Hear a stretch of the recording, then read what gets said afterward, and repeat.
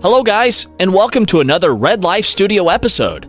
Please subscribe and give me a like, and share my videos if you're enjoying them. Also, feel free to leave me a comment below.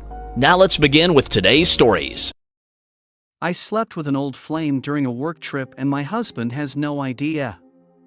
I met Dee in the 6th grade, science class to be exact. We weren't really friends for the first couple of years of knowing each other. We began talking more around the age of 13/14 and immediately clicked. We had a shared interest for a particular hobby, and once we bonded over that, everything else snowballed. We started to develop feelings for each other, but due to my immaturity at the time, I never really agreed to officially date.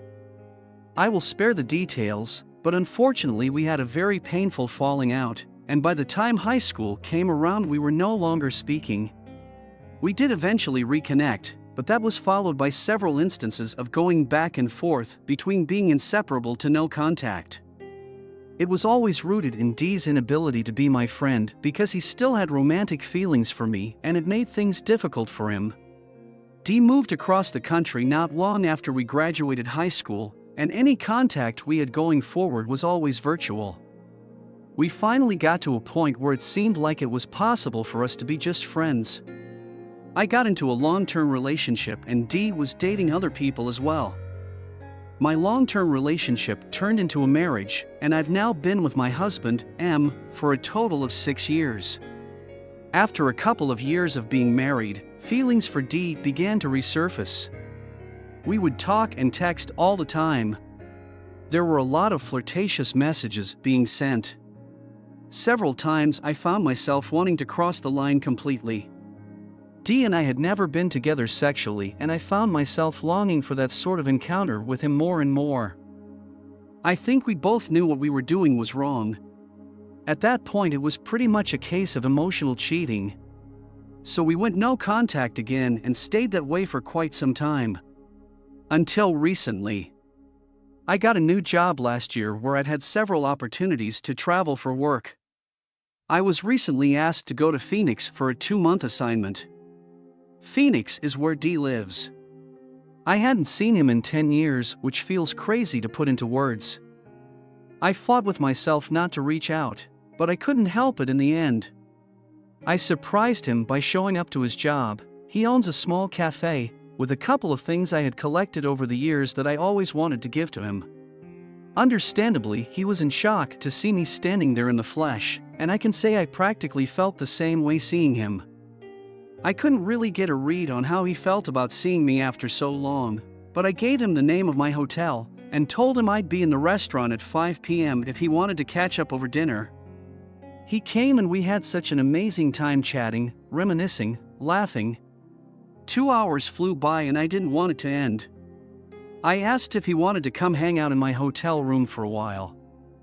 I told myself that it was possible for us to just enjoy each other's company without crossing a boundary, but deep down I wanted to take it a step further.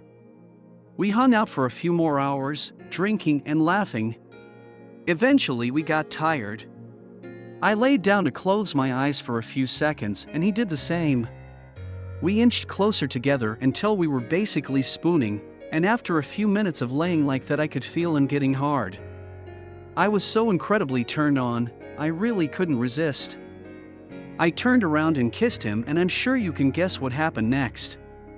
It was honestly the best sex of my life. I can't even describe what it felt like having him inside of me for the first time. Everything about it was absolutely perfect, from the pace, to the rhythm, the foreplay, everything. His hands on my body felt like electricity. I never orgasmed like that until I was with Dee. From then on we saw each other almost daily. We continued to sleep together and each time felt just as good if not better. Of course in the back of my mind I felt tremendous guilt, knowing that I was betraying my husband in the worst way possible. But it just felt too good to stop. Even writing this out now makes me feel a certain way. I got home from my work trip 3 weeks ago and my husband doesn't have a clue as to when I'm in Phoenix. I know I should end things with him, but I'm scared to actually do it.